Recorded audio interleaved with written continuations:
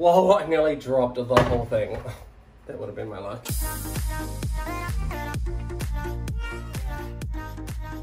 Hello team, it's me Shaun T. Welcome back to my channel. I hope that you're all doing well and staying safe. Now as you can tell by the thumbnail and the title of this video, we are back in the kitchen and we are cooking up more content. So hold on to your seats because Bruschetta, here we come. Now first we're gonna obviously wash our hands, which I have done. Now I'm gonna be sanitizing my hands. What do we think about the get up? Come on skin. Alright. I am doing up a dish, it's more like an entree or appetizer called bruschetta. I normally pronounce it bruschetta, so I mean, whatever, it's still the same kind of. Now I actually haven't got ciabatta, which is what I normally would use. I've actually made this once before and I filmed it and it was a huge fail. I mean the food was fine. It was just the background, there was a bit of unnecessary stuff going on. Instead of the ciabatta loaf, I am using the crusty bread loaf from Countdown, and I also have some veggies here on the side. So I've got a red onion, I've got 3 tomatoes, and I have about 4 to 5 cloves of garlic there. Now in this bottle here, which is pretty much the main ingredient, I don't know, I feel like it does provide a little bit more flavor, and without it I feel like the dish wouldn't be the same. So hi glaze, $4 for her, and I think the bread was like $2.50. Tomatoes are quite cheap. Red onions, they're probably more expensive than white onions, but then if you've got some like chopped garlic at home, that will suffice. But bruschetta is an Italian dish using toasted bread, which in my case, as I told you before, I like to use ciabatta, and that is actually rubbed with garlic. So I mean, if you are going to use the pre-chopped garlic, then I feel like it might not have that same effect, but garlic is garlic. Just before I jump into this video, I want to make sure that you are subscribed to my channel, hitting that bell icon so that you're notified every time that I upload. Now with that out of the way, let's get chopping. Alright, so I have my oven preheating at the moment on 150 degrees Celsius, and that is just on a grill because I'm gonna slice up the crusty bread loaf here, place it onto a baking tray, and then pop that into the oven till it's nice and toasted. And then while that's in the oven, I'm going to cut up the vegetables and then the garlic. And hopefully by the time I finish the veggies, it is good to go with the garlic rubbing on the bread. So I'm gonna speed this up. I'll be right back.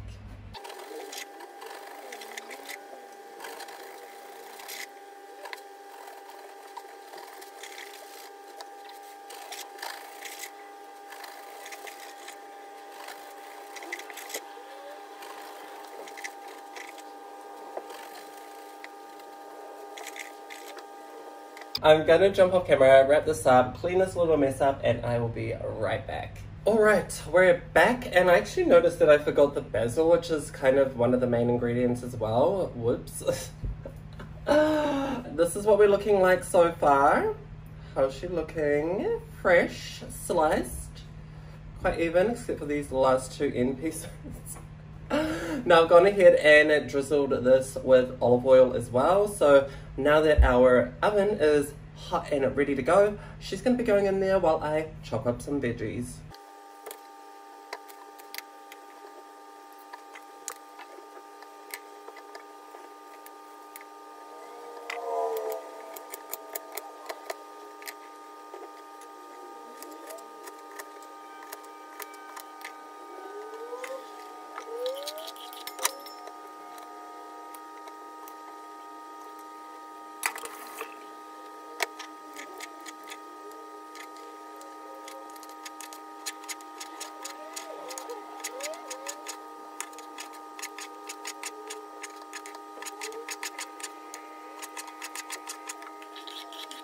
Alright, that was pretty good chopping, right?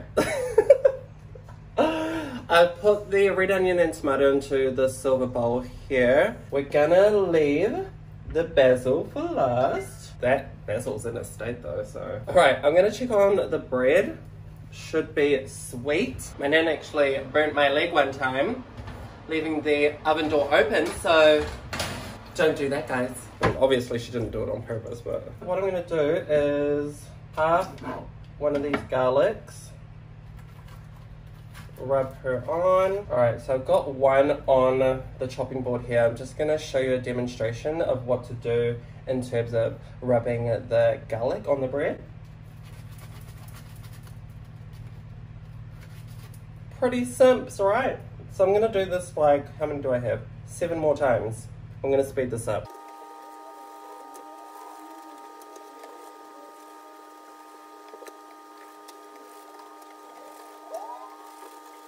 Alright, they're done. And the garlic pretty much disappears to pretty much nothing. Now, what I'm going to do is clean my board off. Alright, now that my little station is all spick and span, I'm going to pop the breads back into the oven for maybe another 2 minutes.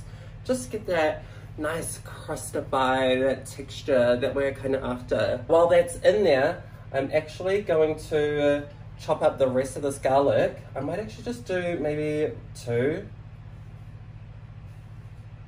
Yeah, so I'm going to crush this, chop it, add it to the onions and the tomatoes here in the bowl. After that, the bread should be crisp.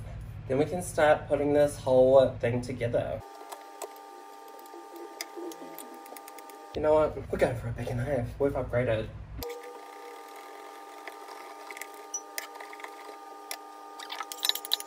Okay, guys. Oh, divine. I'm just going to arrange this how I want it presented because this is how it's going to be served. Spectacular dough.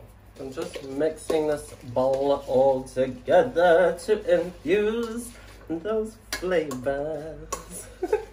Alright, let's get dressing. I literally feel like I'm missing something, but I just don't know what it is, though. And I bet you it'll come to mind when I'm like finished. So we're just gonna do 2 spoonfuls per slice. Maybe I should have done more tomato. And it doesn't have to be pretty, guys. I'm just concerned about it being all on the bread. Like, I don't want it on the board. Oh, and a disclaimer. I mean, obviously you guys know if you follow me, I'm not a chef. I don't claim to be a chef. I'm not a professional. I hardly cook, to be honest, which is why we're just dressing bread right now. Alright, now I'm gonna wash this basil and pick off all the leaves, so I'll be right back. I don't even know if you're meant to wash basil. I feel like I wash everything, like I've washed the veggies as well, guys, so... Isn't it looking Italian, guys? Isn't it looking very healthy and fresh? I mean, it's super hot right now, so this is perfect. I mean, this is probably a little bit more time than I would spend on a dish if I was taking it somewhere, so like a barbecue or something. So maybe if it was like at home, you had like an at-home dinner, you've got some friends coming around. This is like pretty good, I would say. It's like a starter to the night, you know, have one of these with a cocktail. Maybe a mojito, yum. Oh, I'm gonna make me a drink after this. I'm trying to be pretty about it. I guess I shouldn't, because it's timely. Alright, so we're just on to the last 2 here. And I actually forgot to... It's a learning curve, guys, we're just learning. I forgot to pull out the feta, which is also in this dish as well. But I do have it chilling out in the fridge because I just didn't want it melting everywhere. Does feta melt? Alright, so this is Danish feta. Loves it. It's pretty salty, but I love it. It's yum. It's so good. I'm just going to crumble that on top. I'm not going to be like pedantic about it because I can't be bothered. Wow, I feel like the majority of it is sticking to my fingers.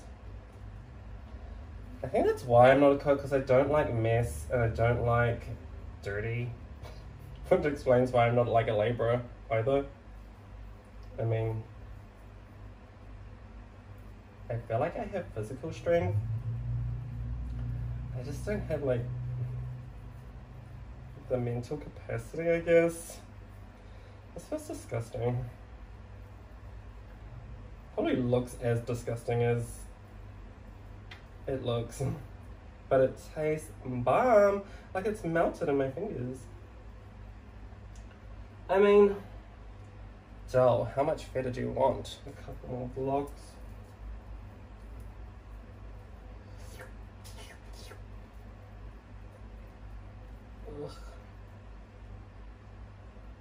Alright, I'm gonna wash my hands. Alright team, and this is what we've got. So I drizzled this glaze over the top, as you can see. Let me just read to you what it's made out of. Balsamic vinegar, wine vinegar, concentrated grape glucose syrup, sugar, and thickener. Pretty much just like a sweet little pickup. Doesn't it look good, guys? I feel like it looks fresh. It makes me feel like I'm Italian. Alright, I'm gonna do a little tester.